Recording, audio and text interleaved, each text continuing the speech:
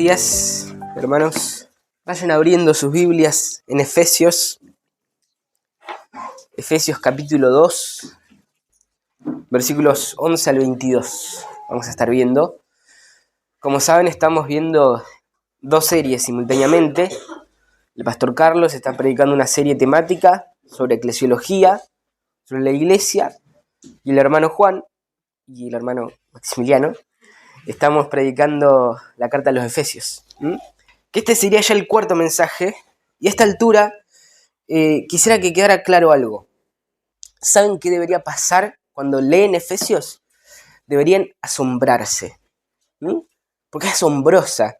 Porque lo que dice Pablo acá es realmente asombroso.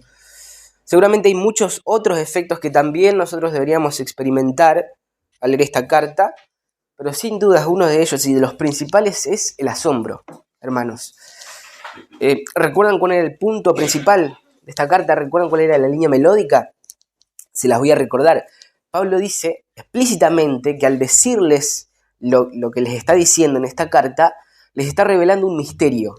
Es decir, algo que antes estaba oculto y que ahora estaba siendo revelado, ahora está siendo sacado a la luz. Y este misterio consiste básicamente en lo siguiente: que Dios está llevando a cabo una obra redentora cósmica, que Dios está sometiendo todas las cosas a los pies de Cristo, en una entronización universal, en una entronización celestial. Y como si eso no fuera lo suficientemente profundo e impactante, Pablo también dice que él además da a conocer esa obra cósmica de Dios. Y si querés algo que lo hace aún más sorprendente, él hace eso en la iglesia. Él exhibe su obra cósmica, su redención universal, en la iglesia. Concretamente, si queremos ser más específicos, la unidad de la iglesia. La unidad de la iglesia universal.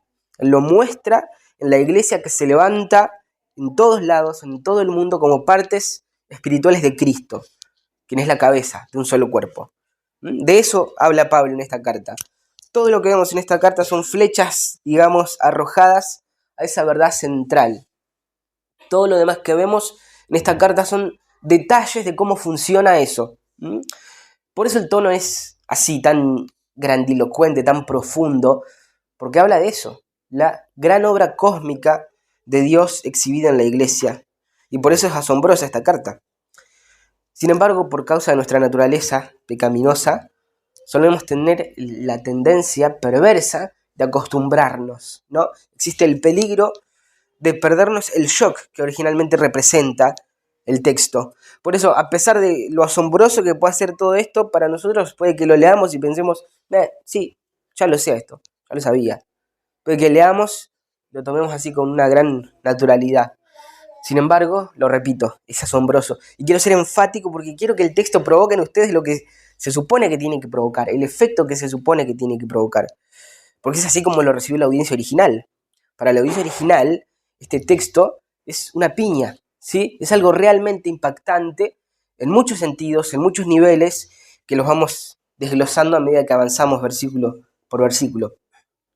En concreto, con respecto a nuestro texto en específico, lo que Pablo está diciendo en estos versículos es algo que es sumamente chocante para ellos.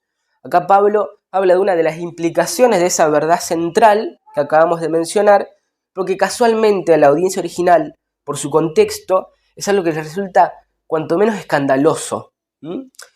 Para ilustrarlo, piensen en lo siguiente.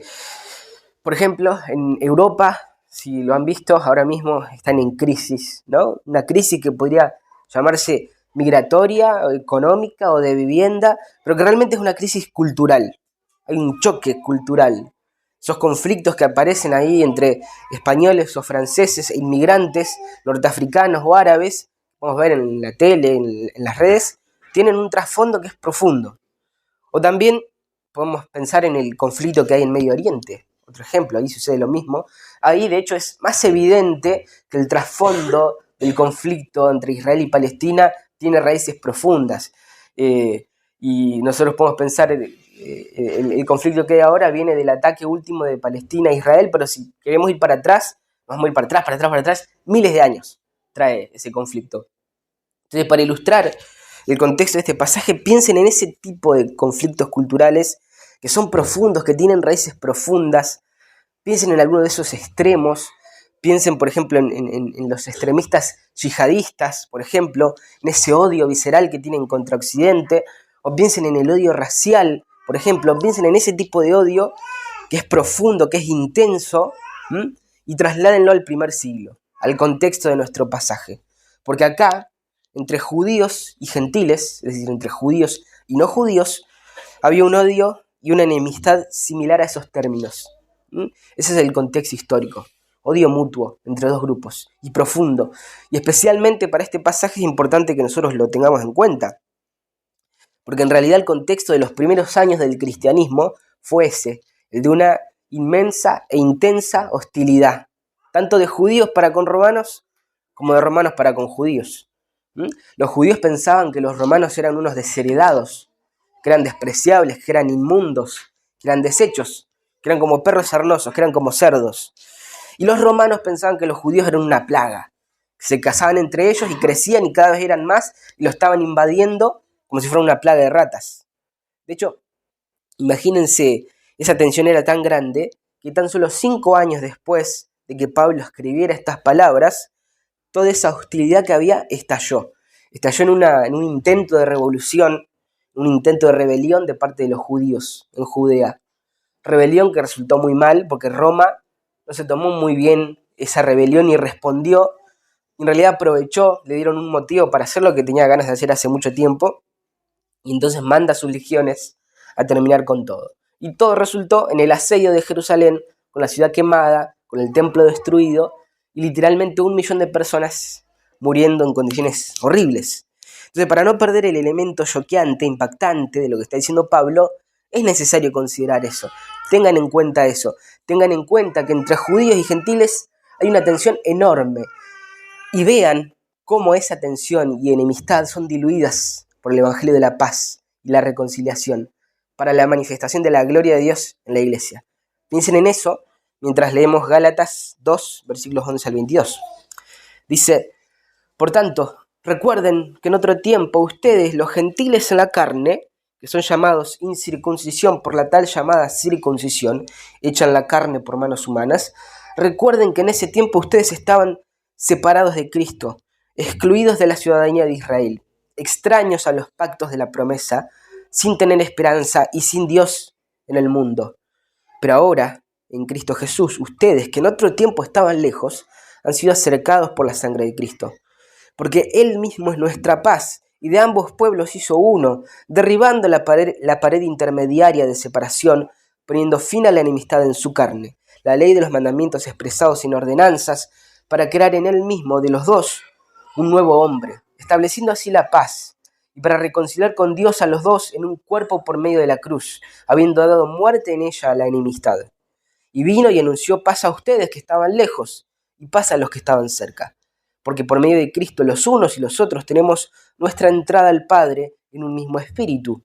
Así pues, ustedes ya no son extraños ni extranjeros, sino que son conciudadanos de los santos y son de la familia de Dios. Están edificados sobre el fundamento de los apóstoles y profetas, siendo Cristo Jesús mismo la piedra angular, en quien todo el edificio bien ajustado va creciendo para ser un templo santo en el Señor. En Cristo también ustedes son juntamente edificados para morada de Dios en el Espíritu. Amado Padre y Señor nuestro, te agradecemos por tu palabra, Señor, y porque conocemos de nuestra incapacidad y porque conozco de mi incapacidad para hablar sobre estos temas santos, Señor. Acudimos a vos, Señor, y te pedimos de tu asistencia, conforme a tu gracia, conforme a tu misericordia, Señor, para que nos permitas entender lo que dice este texto, no solamente desde una perspectiva intelectual, mental, sino que nos permitas entender con nuestro corazón, Señor, lo profundo y el sentido espiritual de este pasaje para tu gloria, Señor. Te lo pedimos en nombre de Jesús. Amén. Mi punto es el siguiente, hermanos. Nosotros debemos entender que todos los que estamos en Cristo ahora somos uno, para que a la luz de esa unidad nosotros participemos de la edificación de la iglesia para la manifestación de la gloria de Dios en la iglesia. Y vamos a verlo en 3 puntos. Punto número 1, el estado anterior. Punto número 2, la nueva humanidad. Y punto número 3, la nueva forma de vida. De lo primero que habla Pablo en el desarrollo de este argumento es del estado anterior de los gentiles en particular. Él se dirige específicamente a los gentiles en esta parte. Y acá nadie es de origen judío, así que podríamos decir que está hablando de nosotros, ¿sí? De nosotros es que habla cuando dice esto de ustedes eran enemigos, eran extranjeros, eran extraños, ¿sí? En un principio noten cómo empieza, porque antes que nada se trae en consideración esta enemistad de la cual les hablaba recién. Vean que dice: por tanto, recuerden que en otro tiempo ustedes, los gentiles en la carne, que son llamados incircuncisión por la tal llamada circuncisión. Presten atención a eso, porque desde el principio ya se subraya esa enemistad entre judíos y gentiles, porque dice que los de la circuncisión, es decir, los judíos, llamaban a los gentiles los de la incircuncisión. Y esto no es simplemente una manera de diferenciar, no es un tecnicismo, no es una distinción ni sutil ni amable, sino que es un término insultante. Esto era algo que era dicho de forma despectiva. Los judíos despreciaban a los gentiles, los trataban como desechos, eran objetos dignos de su desprecio, como decía recién, como desheredados de Dios. Algunos judíos decían que Dios había creado a los gentiles para usarlos como leña para el fuego del infierno. Decían que así como se debe aplastar a la mejor de las serpientes, debía aplastarse al mejor de los judíos, de los gentiles, perdón. Esos eran sus dichos. Para ellos no era legal prestar ayuda a un gentil en el parto, a una mujer gentil en el parto, porque eso iba a servir para traer otro gentil más al mundo, lo cual veían como una tragedia. Si un judío se casaba con un gentil, se llevaba a cabo un funeral, como si hubiera muerto, porque tal contacto con un gentil para ellos era equivalente a la muerte. Tenían prohibido entre ellos entrar a la casa de un gentil, porque eso ya era contraer impureza, eso ya era mancharse, ensuciarse de su repulsión. Y el término incircunciso que usaban los judíos con los gentiles encerraba todos esos sentimientos de odio, de rechazo, de discriminación. El término incircunciso tenía detrás todo ese desprecio, una jerga ofensiva, despectiva, insultante. Y ahí está la relación, ¿no?, entre judíos y gentiles. Hostilidad mutua, enemistad. Esa es la barrera, esa es la fortaleza que había entre ambos. Y este es el contexto, es el telón de fondo en todo esto. Y es muy claro, no solamente por la palabra incircunciso, sino que noten un poco más adelante cómo se repite todo esto de la enemistad. Desde el versículo 14 dice: porque Él mismo es nuestra paz y de ambos pueblos hizo uno, derribando la pared intermediaria de separación, poniendo fin a la enemistad en su carne. Y después dice: habiendo dado muerte en ella a la enemistad. ¿Sí? Enemistad. Y esto es muy importante. De hecho, es importante para interpretar todo el Nuevo Testamento, hermanos, porque todo el Nuevo Testamento, lo podemos ver en el libro de los Hechos, en las cartas, todo sucede en ese contexto cultural de profunda enemistad, de repulsión y odio entre judíos y gentiles. Para que se hagan una idea de la barrera que había, desde que el Señor Jesús había ascendido, pasaron 10 años, 10 largos años, en los que el Evangelio no había sido presentado a ningún gentil, ¿sí? En Pentecostés se mencionan muchos grupos étnicos que escuchan el Evangelio y que se convierten, pero todos eran judíos, que venían a celebrar justamente una fiesta judía, Pentecostés. El eunuco que se convierte es un judío prosélito, es decir, es alguien que se convirtió al judaísmo. Él volvía del templo, venía leyendo las escrituras. La perspectiva de los cristianos en los primeros años, que hasta el momento eran todos judíos, era la de, bueno, Jesús es el rey de los judíos, es el Mesías de Israel, que vino a morir por su pueblo Israel. Por lo tanto, si querés disfrutar de las bendiciones que trajo el Mesías, la salvación que trajo el Mesías, tenés que entrar a la casa de Israel, si no estás fuera. Ahora, una aclaración necesaria: esto no estaba en ninguna parte de la ley del Antiguo Testamento. Este rechazo, estas leyes del tipo no es lícito entrar a la casa de un gentil, no era más que la mentalidad cultural de los judíos. No era lo que Dios quería para ellos, de hecho era todo lo contrario de lo que Dios quería. Dios esperaba todo lo contrario de Israel.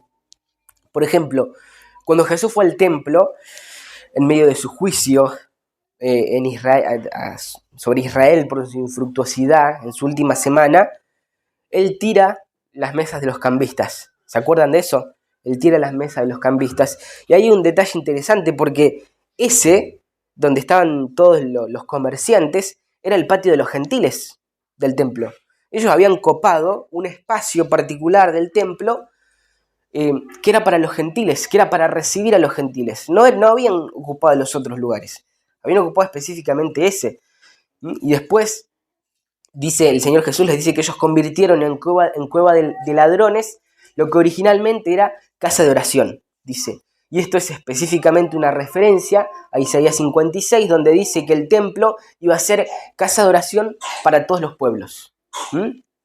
El asunto del odio y el rechazo de los gentiles era solamente un asunto cultural, más que nada de los judíos, y era pecado, por supuesto, no tenía nada que ver con lo que Dios quería, era todo lo contrario a lo que Dios quería. Había una enorme y dura pared de enemistad.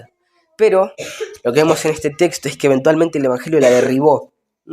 Sigue diciendo, recuerden que en otro tiempo ustedes los gentiles en la carne, que son llamados sin circuncisión por la tal llamada circuncisión, hecha en la carne por manos humanas, recuerden que en ese tiempo ustedes estaban separados de Cristo, excluidos de la ciudadanía de Israel, extraños a los pactos de la promesa, sin tener esperanza y sin Dios en el mundo.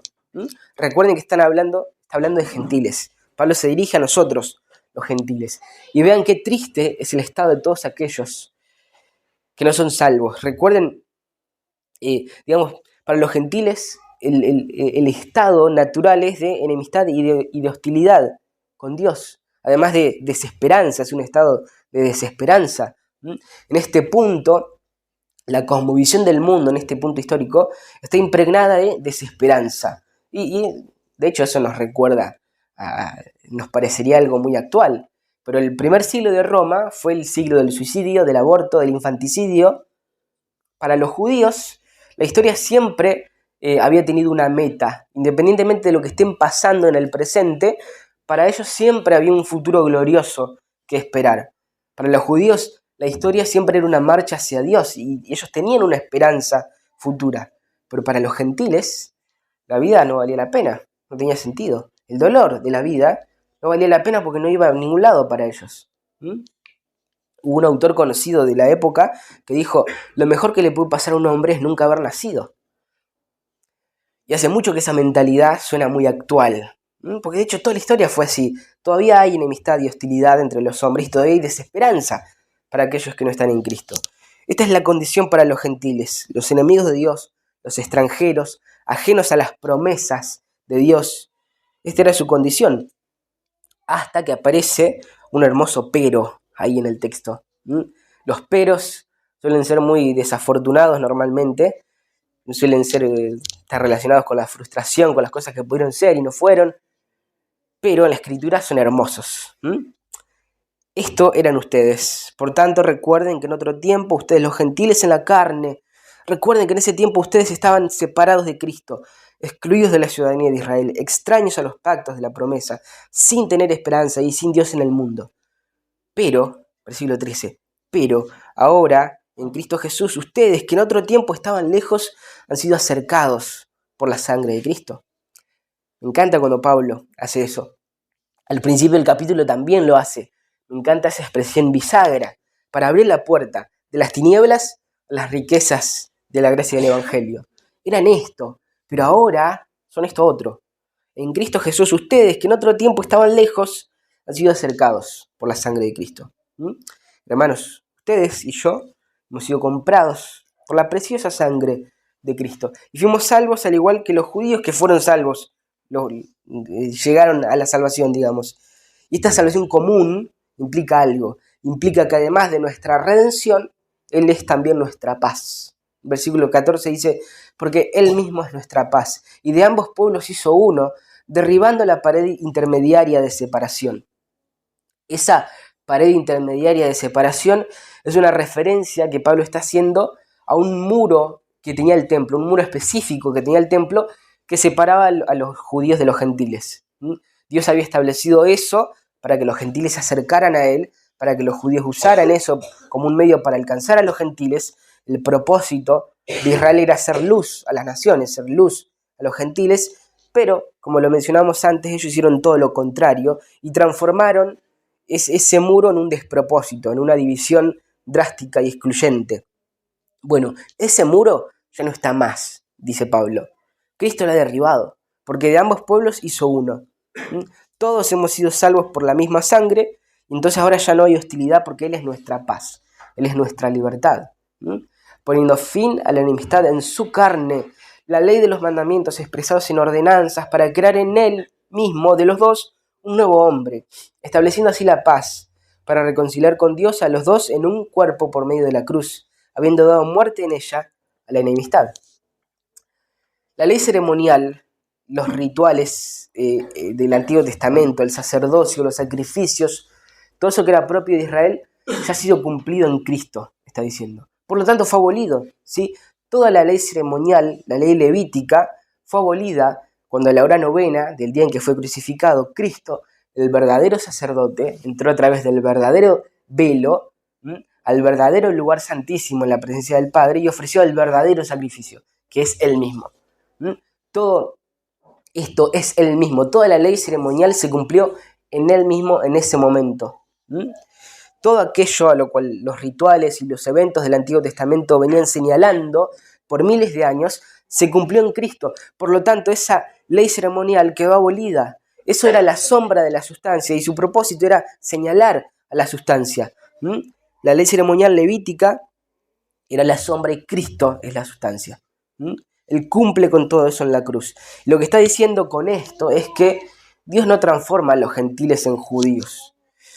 Que así lo entendían los cristianos judíos en los primeros años. Ellos pensaban que la puerta al evangelio era pertenecer a la casa de Israel. Pero acá Pablo dice, no, Jesús en él mismo puso fin a la ley levítica y crea un nuevo hombre.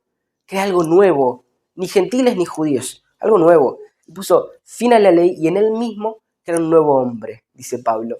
Y la palabra que usa ahí es kainos, que justamente hace referencia a algo nuevo, algo que antes no existía. Él mismo en la cruz, por la obra de la cruz, de los dos, hizo una nueva creación. En ese momento, Él hizo algo nuevo. De ambos hizo una nueva creación donde están incorporados judíos y gentiles. Y esa nueva creación conformada por judíos y por gentiles es la iglesia. Él crea la iglesia, algo nuevo, algo que antes no existía. Y eso es parte del misterio. Eso es parte de lo que Pablo llama misterio. Era un misterio porque era algo nuevo. La iglesia era una nueva creación. Cuando nosotros vemos que Pablo habla de misterio en sus cartas, está hablando sobre algo que no había sido revelado en el Antiguo Testamento.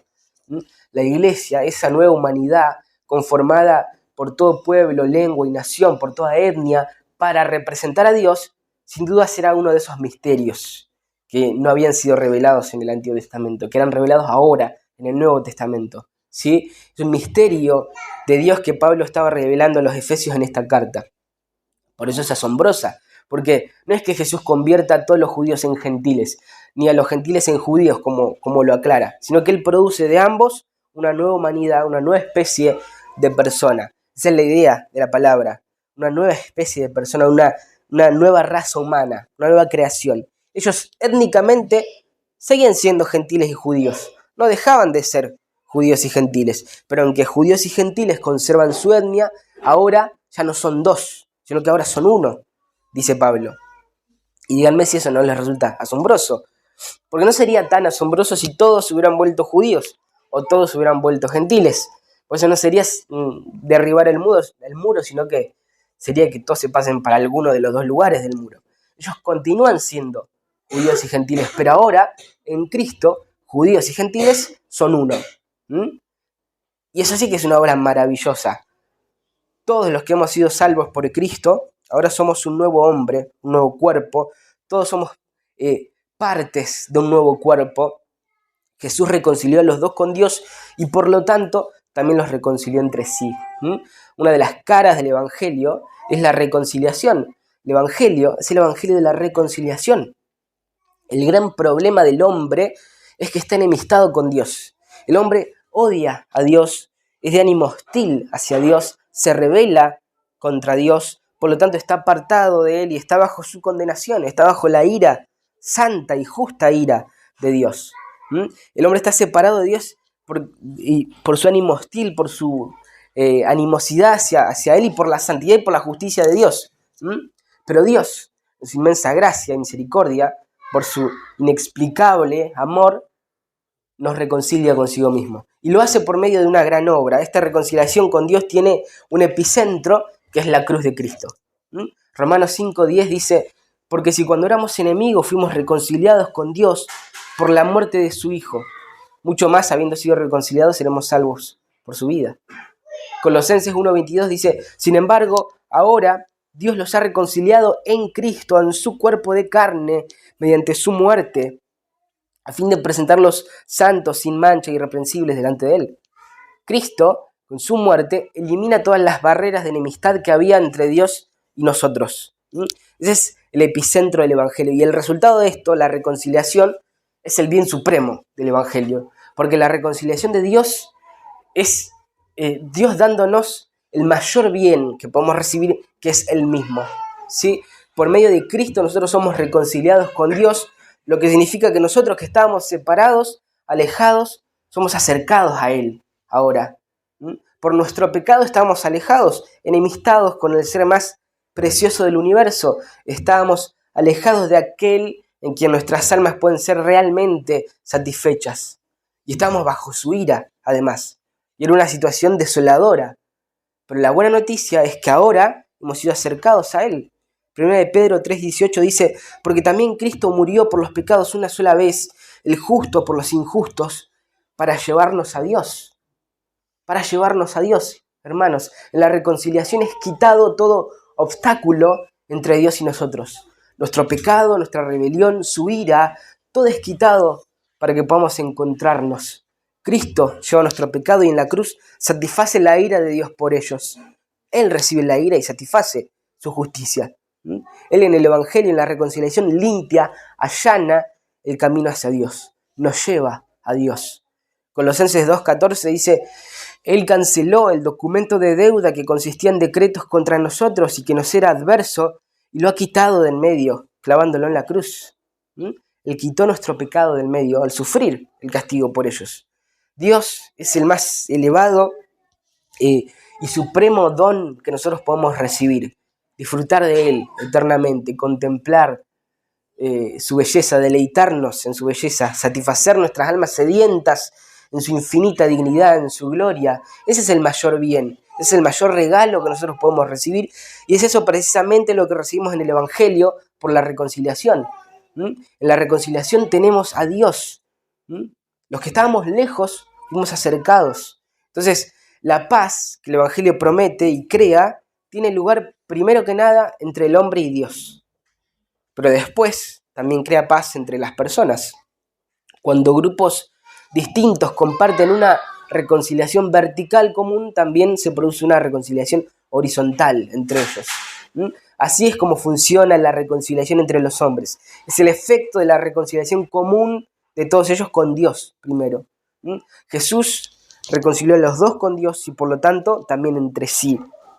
Y ya no hay muro divisorio porque por medio de su obra en la cruz todos disfrutamos de una misma salvación en Cristo Jesús.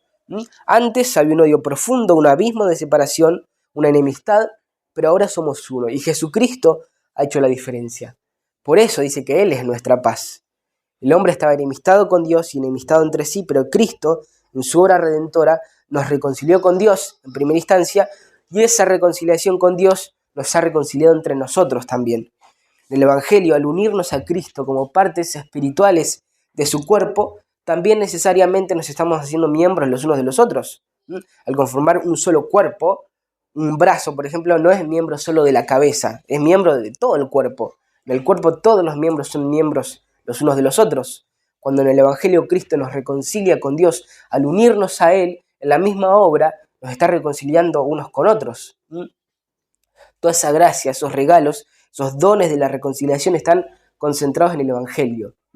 Todo sucede en el Evangelio cuyo epicentro es la cruz de Cristo, su sacrificio vicario, sustitutivo. De ahí, de la cruz, es que salen todos esos rayos, esos destellos, que son los dones del Señor. De la cruz. Vean cómo lo explica Pablo, me encanta cómo lo dice. El versículo 17 dice, y vino y anunció paz a ustedes que estaban lejos y paz a los que estaban cerca. Pablo no dice, yo vine a ustedes y prediqué la paz de Jesucristo. No, él dice, Jesús vino a ustedes y predicó la paz. En otras palabras, dijo, cuando ustedes escucharon el Evangelio, el Espíritu de Jesús hablándoles. Porque el mensaje del Evangelio es un llamado de parte de Dios a la reconciliación. Como dice Pablo en 2 Corintios 5:20, por tanto somos embajadores de Cristo, como si Dios rogara por medio de nosotros. En nombre de Cristo les rogamos, reconcíliense con Dios. Sí, digamos, fue por medio de los apóstoles, fue por medio de los misioneros, de los maestros itinerantes que ustedes escucharon el mensaje, pero ese mensaje, ese evangelio que escucharon, es un mensaje de parte de Dios. Es un mensaje en el nombre de Cristo. Él vino y predicó la paz a ustedes gentiles que estaban lejos. Él vino y predicó la paz a ustedes judíos que estaban cerca. El embajador de la paz. Él fue a un grupo y anunció la paz. Fue a otro y anunció la paz. Ahora, como resultado, porque Cristo es nuestra redención común, porque es nuestra paz común para con Dios, tanto judíos como gentiles, tenemos un acceso común. El versículo 18 dice, porque por medio de Cristo los unos y los otros tenemos nuestra entrada al Padre en un mismo espíritu. Acá está la obra trinitaria de la salvación otra vez en esta carta, decretada por el Padre, encarnada por el Hijo, aplicada por el Espíritu Santo, pero el punto es que es descrita desde la misma experiencia común, tanto de judíos como de gentiles. Es la misma experiencia para ambos. Tanto unos como otros somos salvos de la misma manera. Tanto unos como otros ahora tenemos acceso a Dios por la misma puerta, en un mismo espíritu, por el mismo mediador. La imagen acá que Pablo crea es la de un judío y un gentil yendo juntos hacia un mismo lugar, marchando juntos hacia un mismo lugar, hacia el trono de la gracia, hacia la ciudad de Dios. Piensen de nuevo en lo impactante que resulta esa imagen dentro del contexto. Un judío y un gentil. Era algo impensado. Eran las dos personas que más se odiaban en este mundo. Sin embargo, Pablo pinta el cuadro de un judío y un gentil marchando juntos hacia el trono de la gracia. Ambos por medio del mismo intermediario, Cristo, juntos en un mismo espíritu. Eso es lo que sucede en el Evangelio. Es asombroso. No hay otra manera de describir cómo eso le resultaba a la audiencia original. Asombroso. Y Jesús lo ha hecho. Pablo es enfático en esto. Es una obra asombrosa y Jesús fue quien la hizo. Vean cómo martillan el hecho de que Cristo es el factor determinante en esa reconciliación. Vean cuántas referencias hay al hecho de que Jesús fue quien lo hizo. Desde el versículo 3 en adelante dice, pero ahora en Cristo Jesús, ustedes que en otro tiempo estaban lejos han sido acercados por la sangre de Cristo Jesús, porque Él mismo es nuestra paz. Y de ambos pueblos hizo uno, derribando la pared intermediaria de separación, poniendo fin a la enemistad en su carne. La ley de los mandamientos expresados en ordenanzas, para crear en él mismo, de los dos, un nuevo hombre, estableciendo así la paz para reconciliar con Dios a los dos en un cuerpo mediante la cruz, habiendo dado muerte en ella la enemistad. Y después dice, porque por medio de Cristo, los unos y los otros tenemos nuestra entrada al Padre en un mismo espíritu. 6 referencias conté yo, 6 referencias directas para enfatizar y recontra subrayar que esta reconciliación tan inesperada es la obra maravillosa de Cristo. Cristo lo hizo en la cruz, al recibir Él sustitutivamente la ira que nos correspondía a nosotros, al cubrirnos de su justicia propia y al unirnos a Él. De manera que ahora el resultado es una humanidad completamente nueva, tanto de judíos como de gentiles. Y así como Pablo comenzó hablando desde la perspectiva de los gentiles, ahora también presenta la nueva condición desde el punto de vista de los gentiles. Y dice así desde el versículo 19. Así pues, ustedes ya no son extraños ni extranjeros, sino que son conciudadanos de los santos y son de la familia de Dios. Ahora, esta es la nueva condición. Antes eran extranjeros, eran extraños. Ahora no lo son. Ahora no lo son. Ven la gracia del Señor. ¿Qué tenían que ver ustedes con el pueblo de Dios? Nada. Antes eran extraños, ajenos, extranjeros, excluidos de las promesas pactuales que Dios había hecho a su pueblo escogido, a su primogénito Israel. Como gentiles nosotros éramos ajenos a todo eso, pero ahora fuimos incluidos. Esto es maravilloso y no es para tomarlo a la ligera, ¿no? Piensen en esto, hermanos, atesórenlo en sus corazones, porque es un destello de la inmensa generosidad de Dios. Vean la misericordia, la gracia, la condescendencia de Dios. Ustedes no tenían nada que ver con el pueblo escogido de Dios, pero ahora son conciudadanos de los santos, ahora son miembros de la familia de Dios, ahora son objeto del amor leal y eterno de Dios. Él lo quiso así, hermanos, no me pregunten por qué. Esto solo encuentra explicación en el misterioso y profundo amor de Dios. Este es el callejón al que siempre llego cuando estudio teología. La cadena de los porqués del Evangelio siempre me terminan llevando a algo que es un misterio para mí. Y si me lo preguntan, no lo sé. No sé por qué Dios nos amó así. Ustedes estaban enemistados, pero han sido reconciliados. Estaban separados, pero han sido unidos. Y ahora son uno. Ese es el gran énfasis. Ahora son uno. Entre ustedes y ustedes con Cristo. Ahora son uno. Una nueva creación. Y eso es la iglesia. Ahora, algo importante para comenzar a tornar esto hacia una aplicación, porque nosotros leamos esto y pensemos, bueno, Pablo está tratando un asunto histórico, teológico, sociocultural, teológico, pero ese no es el asunto realmente. Pablo está hablando del corazón. No es un asunto social, cultural. La enemistad, el odio del hombre sale del corazón. Se manifiesta, sí, en aspectos religiosos, sociales, culturales, raciales.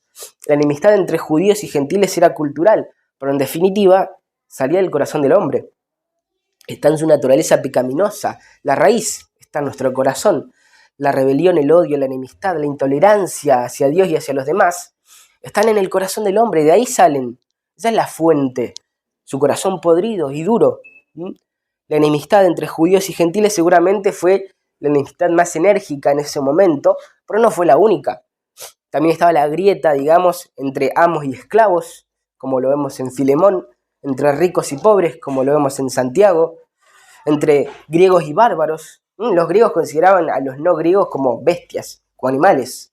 Había muchas barreras, pero el Evangelio las derribaba, es lo que vemos acá. Así como también hoy hay barreras, porque en cualquier sociedad de cualquier época sucede lo mismo y va a seguir sucediendo lo mismo en el futuro, hasta que el Señor vuelva como juez. En cualquier sociedad sin Cristo no puede haber más que paredes intermediarias de separación. En cualquier grupo de personas sin Cristo no puede haber más que odio, desacuerdo, egoísmo, pelea, conflicto, guerra. Así es la naturaleza caída y pecadora. No puede haber paz entre hombres pecadores. Hermanos, es sencillo. No hay paz. Todos los hombres sin Cristo son enemigos los unos de los otros. Pablo, hablándole a Tito sobre lo mismo, sobre la condición del hombre sin Cristo, le dice esto: porque nosotros también en otro tiempo éramos necios, desobedientes, extraviados, esclavos de deleites y placeres diversos, viviendo en malicia y envidia, y noten esto, aborrecibles y odiándonos unos a otros. Antes de terminar con los últimos versículos, debemos tener en cuenta que Pablo está hablando de judíos y gentiles, sí, pero el punto es toda enemistad, toda segregación, toda separación que hay entre los hombres.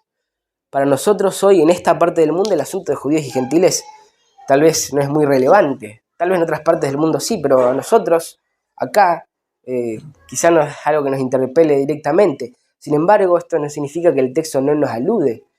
El texto habla de lo que pasa con toda enemistad que reside en el corazón humano.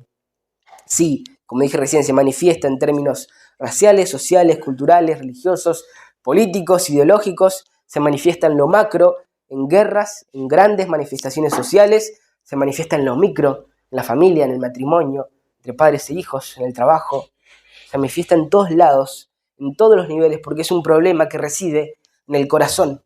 Hermanos, hoy siguen habiendo muros de odio, de hostilidad y de enemistad, porque sin Cristo todos somos aborrecibles y nos odiamos unos a otros.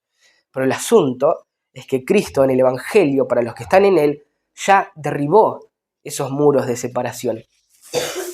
Si estamos en Cristo, el Señor ya ha derribado los muros de separación que había entre nosotros. Hermanos, ¿se dan cuenta? Ya no están más. Ya fuimos reconciliados entre nosotros. Eso ya sucedió, ya tuvo lugar en la cruz. No hay más enemistad entre nosotros. ¿No les parece una noticia hermosa? Como les decía al principio, no pierdan de vista lo maravilloso, lo impactante que es esta verdad. Nuestro estado natural era el de odio, de aborrecimiento mutuo, pero Cristo en su carne puso fin a nuestra enemistad. Él es nuestra paz. Nos reconcilió con Dios y anunció la paz y nos reconcilió unos con otros. Una de las caras del diamante que es el Evangelio es el de una gran reconciliación. Este es el Evangelio de la reconciliación, el Evangelio de la paz.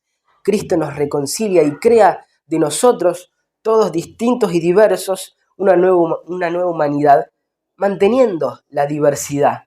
Él en el Evangelio hizo de nosotros una nueva especie de humanidad.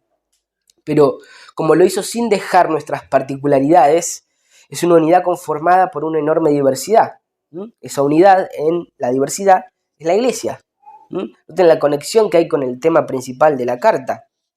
En este pasaje se usan varias metáforas para explicar esta nueva creación que es la iglesia, y todas esas metáforas ilustran de alguna manera esto, la unidad. La unidad en la diversidad. Habla de individuos que no dejan de serlo, pero que a su vez conforman una unidad. Habla de una familia conformada por miembros, habla de un pueblo conformado por ciudadanos, está un poco más oculta y entremezclada, pero también está la metáfora del cuerpo conformado por miembros, por extremidades, y ahora habla de un edificio conformado por ladrillos. Dice versículo 20, están edificados sobre el fundamento de los apóstoles y profetas, siendo Cristo Jesús mismo la piedra angular, en quien todo el edificio bien ajustado va creciendo para ser templo santo en el Señor. En Cristo también ustedes son juntamente edificados para morada de Dios, del Espíritu. Pablo está diciendo, esta nueva creación que hizo el Señor, que es la iglesia, es como un edificio que está en edificación, con una piedra angular que ya fue colocada, que es el Señor Jesucristo, con los fundamentos que también ya fueron colocados, que son los apóstoles, que hoy serían las escrituras, y ustedes son los ladrillos que se van añadiendo. Y así se va edificando este edificio. En esa unidad que Jesucristo ha conseguido en la cruz, en la unidad del Evangelio de la Paz, hay un edificio magnífico que se está construyendo, que aún hoy sigue construyéndose. Aún hoy cada nuevo creyente es como una piedra viva que se añade a ese edificio. Y lo fantástico es que este edificio no es un edificio cualquiera, sino que es un templo para morada del Espíritu de Dios.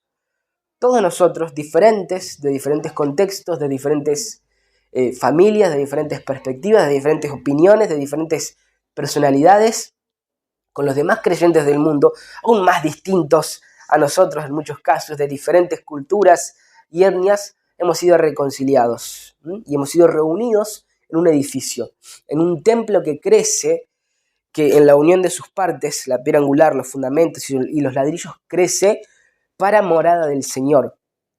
Acá está otra de las verdades asombrosas. El Señor mora en este templo, que es la iglesia. Es decir, Dios en su espíritu mora en la iglesia. Piensen en eso. El Señor mora en el templo, que es la iglesia. El Señor mora en la iglesia, que es la unidad de sus partes. Nosotros corporativamente como iglesia nos convertimos en morada de Dios en la tierra. El templo del Antiguo Testamento representaba la presencia de Dios en la tierra, entre los hombres, entre las naciones. Pero en realidad la verdadera función del templo era apuntar hacia algo que venía en el futuro. El templo señalaba algo que vendría, a Cristo. Cristo era el templo, el verdadero templo. Cristo era realmente Dios morando entre los hombres, era el tabernáculo de Dios.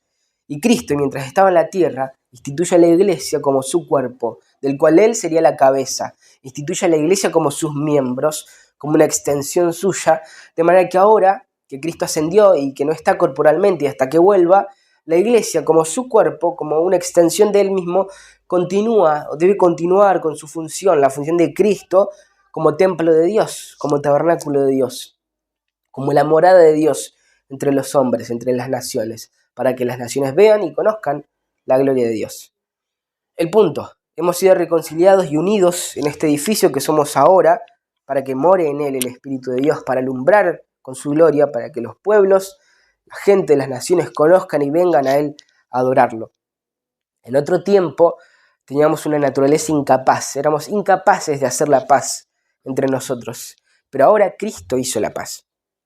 Cristo nos unió, hizo de nosotros una nueva creación, no solo en lo individual, sino también en lo corporativo, ¿sí? Ahora que estamos en esta nueva condición, ahora que sí somos capaces, esta responsabilidad nuestra o es responsabilidad nuestra aportar para crecer en esta unidad que Cristo ya ha creado en nosotros. Somos responsables de vivir a la luz de lo que Cristo ya hizo en la cruz, de fomentar y de cultivar nuestra unidad, hermanos.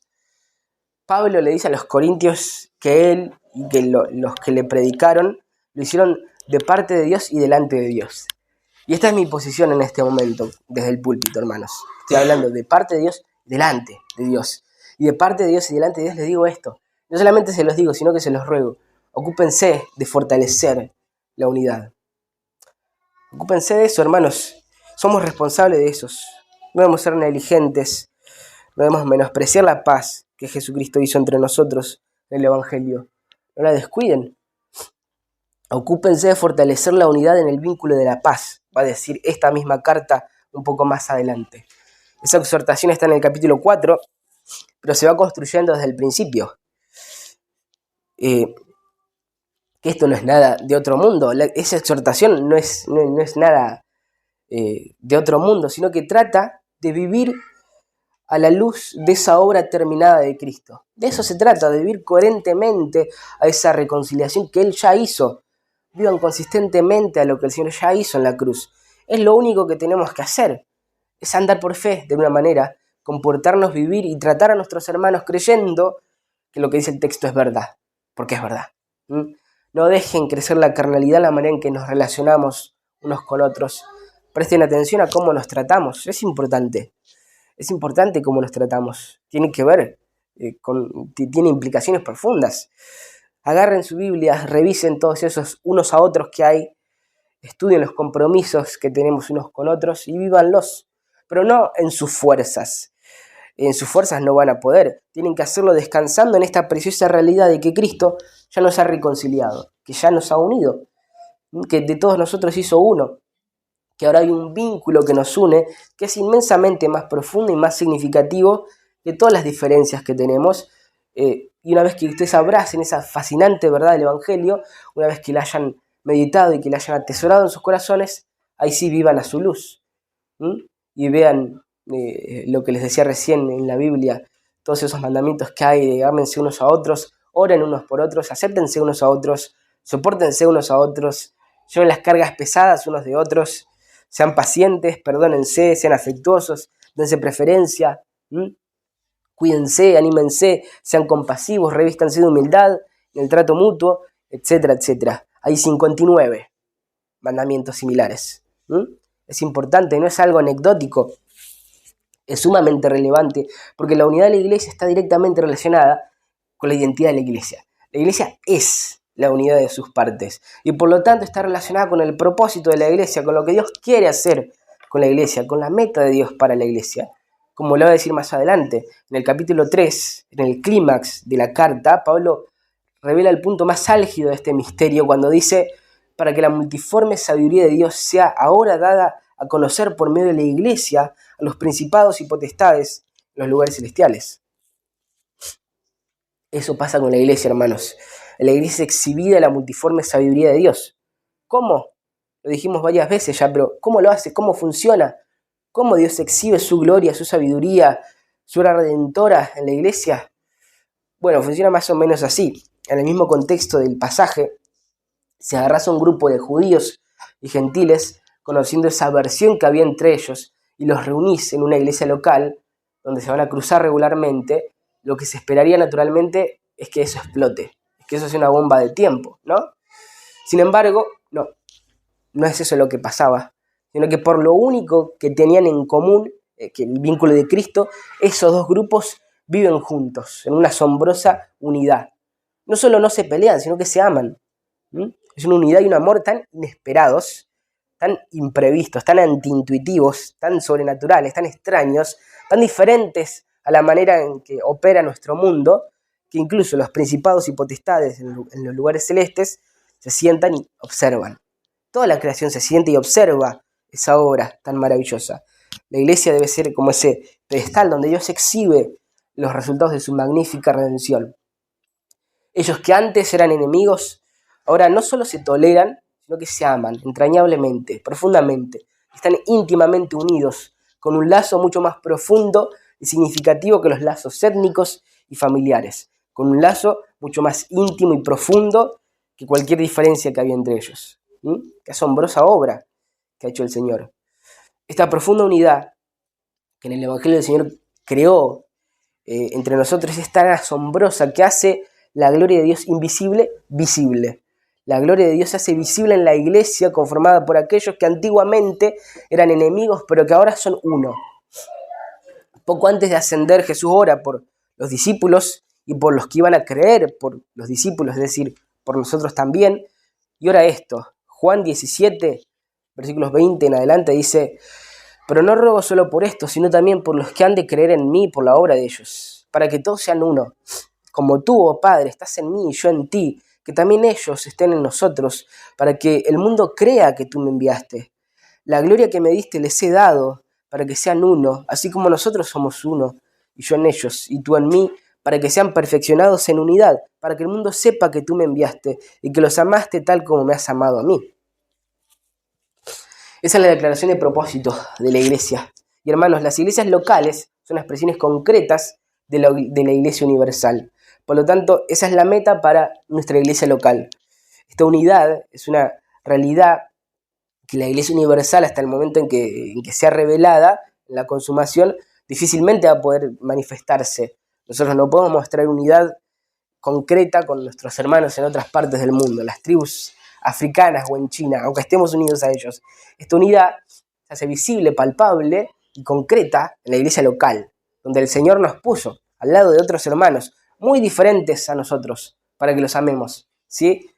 Eso es lo que se supone que debería ser. Se supone que por la manera en que nosotros nos amamos en la iglesia local, debemos hacer visible al barrio, a la ciudad, el evangelio invisible.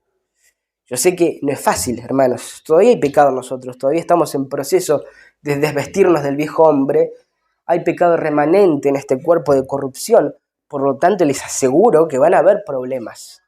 Va a haber desacuerdo, va a haber conflicto, va a haber actitudes que se supone que no tienen que estar entre cristianos, que no deberían estar entre cristianos. Nos vamos a herir, nos vamos a morder unos a otros como las ovejas de un rebaño.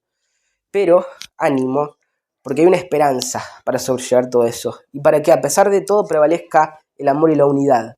Hay gracia para navegar por esos conflictos que van a aparecer entre nosotros. Y esa esperanza es lo que acabamos de ver. El hecho de que el Señor ya hizo esta obra espectacular. En la cruz Él ya nos reconcilió con Dios y nos reconcilió entre nosotros y nos unió.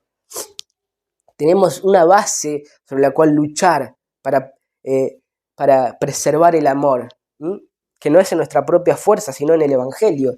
Si fuera por nuestra propia fuerza estaríamos perdidos, estaríamos condenados a odiarnos por siempre, a destruirnos mutuamente. Pero el Señor hizo algo con eso. Él en su carne acabó con esa enemistad.